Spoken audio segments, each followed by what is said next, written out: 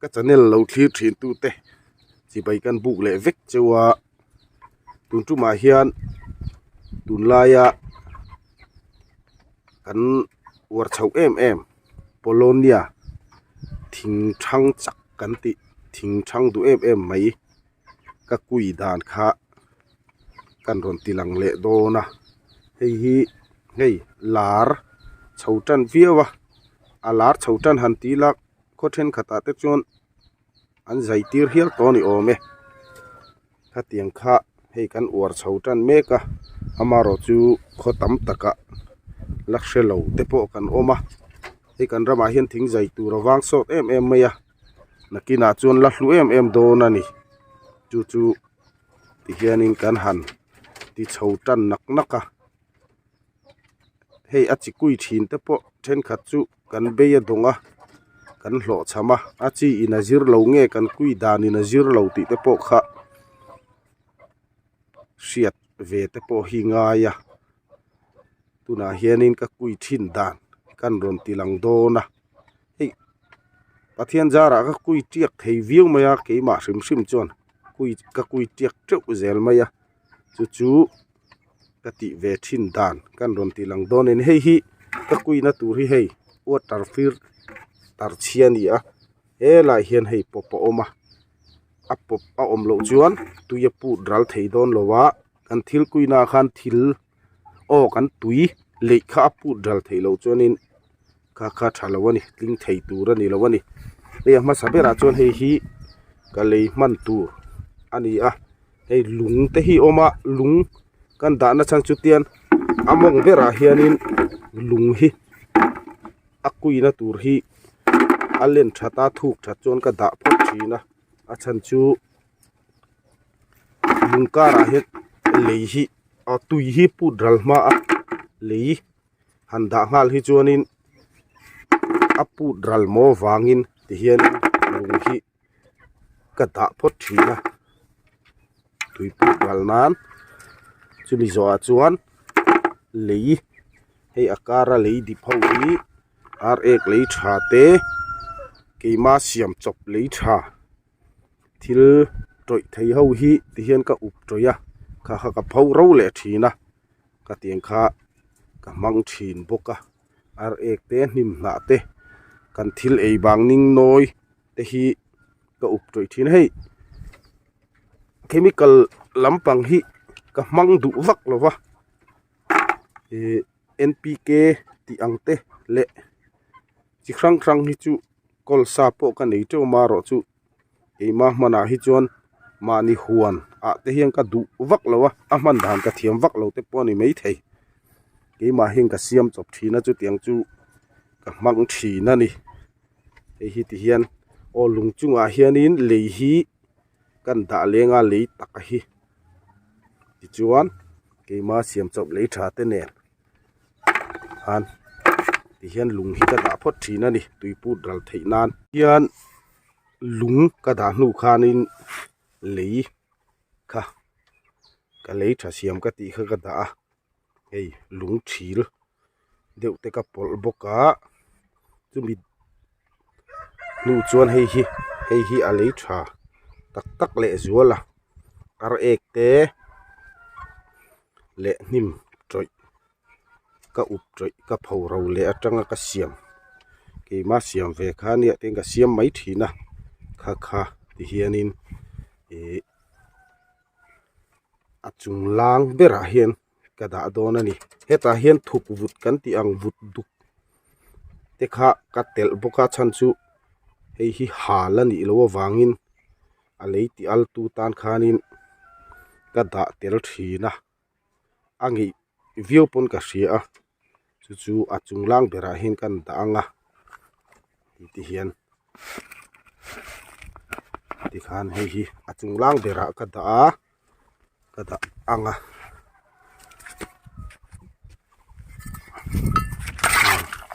ti hian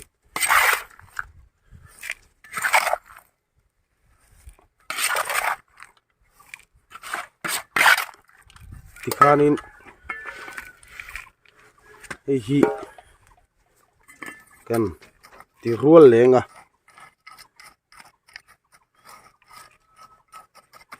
hei ama chuanin balu te ka tel thina ama ro chu balu hi ati boi thak joking ka sia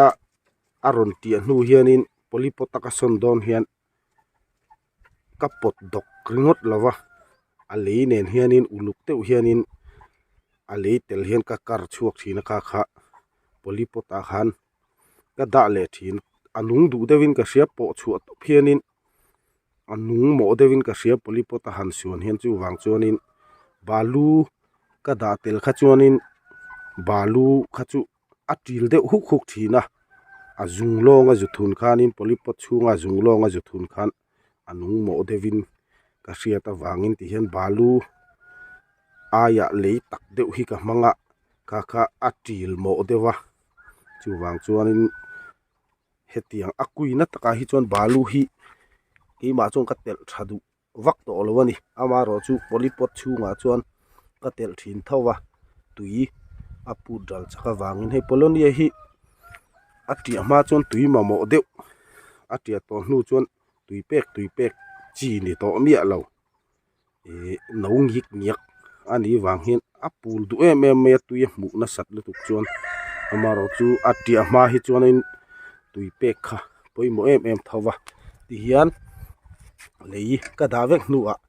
hei hi tui sau ani tui sau hian ten ka lei le thina chan chu i lei hi phau ro le uluk taka song bol khani ma se nat na sik te lo om thei ani a nat na sik ti hlum tu atan khan ti hianin tui sau hi ka lei le phota tui sau adai nu hian a chia phul ngam ta mo tia hianin a chi kha ka phul chau thin ani aw ti han tui sau kha kan le hei hi an in hip kanganga ti khanin a chi hi ka phulanga hei hi sarang fimin kan khuang tuam lenga chu chu ni sa ka da thina ni sa ada le sarang fi ma tuam hi a that riau na chu ti khanin ni inan ron ema a ron thana tui pek deuh chen lo po khanin a thana khan lei kha ti hu reng to maya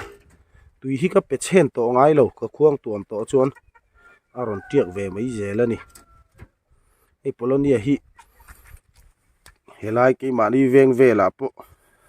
kan la mel hriat lo khop maya nikum lama tang khan ma kalatana enge mozat ka phun to a enge ni phunan ti mai thina tam tak chuan eng ti pon lo hrelem lowa ama ro chu kan uar deuh hi a tha khop mai dil nei te tan phei chuan a hna hi a hlaya sangat chaw ta na tha em mai an tia chu ba ka bo ruak siam tha tu te ani boka tin kum nga vela te po zai an omani ome a than tha deuh phei chu zai atling ma a kum som vela te phei chuanin zai rual em kha an ni man to ni chu wang chuan kan rama thing zai tur wang sot em maya phun war hi a tha em mai ni ama ro chu thing thang du thing lian du chi ani wang khanin a than kha in rual pat bik chuang lowa then khat chu ka phun te po than tha deuh om lai khanin than thawak lo te po a om ve thawani ti kha riata tha a voi khata thang wak ngal in tiat put tura be sei chi khani bi lo ni ai ti hianin tuya kha hip kang meka hian hemi tui sawa ka le achi phul ngam ti a khanin kan achi kha kan phul don ani achi chu hei hi ni hei a zang em hei thi tho pon khu o a len theya o hei hi a pek na dia pek khata pon a dai tam em mai ni hei o hei ka buda thi in ron chem leng o hi het a hian ka phul don ani jing deuh hian ka phul du lowa chan chu a ron ti hianin a lak chu kha har thin ka tia chu hete kan phul nu a khanin tui lei pop khachu hei achi soi tong khana zana wangin thi pon a chem len mai thei wang khanin tui lei pop ai chon hetiang hian spray yela phu serin tiang khanin achi kha luang khom lo dewa hi apam theya hi apu ser po khanin ati theya hian chi hi kan phulanga a thi na lo chem chuak zo mai don hi achi ani a ka phul don ani tikona chi chu ka phul ta akhu kung khu avar thet khu nia chu tui lei pop lo khan hei hian ka spray dona tui lei pop chon soi tong khan ni chin pon karon ti to kha thli po inat achi hi len son zung zuk theya zang khai em maya chu wang chon spray hian a luang khom lo dewa tuia lei pop kha chon tian akila te hian a luang khom vak thina aron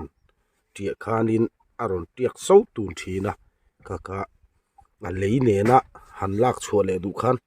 har sa em mai zelani chu wang chuan hei hian tian ti han kan kap seranga eti chung po hian hei la deuh hleka tanga ka lo phei chuanin a zup phu nalama khanin a khom thei deuh tho maya ang chuan ti hian hemi mor hi adjust theinia then khat chuan kan hrianga he te ti chuan ti khan ko deuh pon aka theya ti han her khanin apu ser pon a theya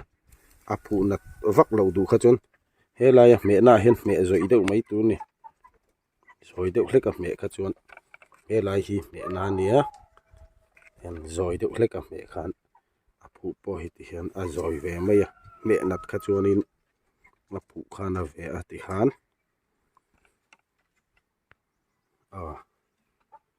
ti hian hei heng sarang phim hian ya khuang tuama ni sa da khan ni to maya ti hian sarang hi kan tron betanga chu ni sa kan da khana ron thlan thina chung hi thlan dup zel maya tui hi ka pe chen to ngai chuang lowa ti khan a chung kha awang hu reng to maya ron tiak ve mai zelani hei hi ti hian het a hen kan tron phui tlatanga amaro su sarang hi phui tha sel hei pop deuh hlek lai lo owa hi a pop lai tel lo hian chuanin atiaka ka phun ani to mai khami chung khan thing zai khol te kan ngai tonga thing zai te kan lo jiranga kan zir thiam chuanin hlep hlang kha ni maya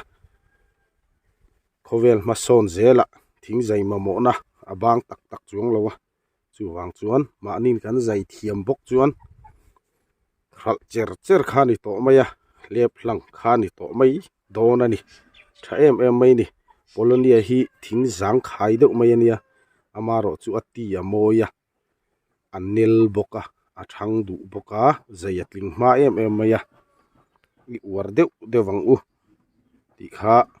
atom nan kan soi du atin hemi ka soi ba ka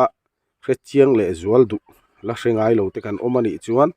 youtube lama te khan han sar chula polonia ti khanin video tam tak mu tu ro mani sa pho siam te an india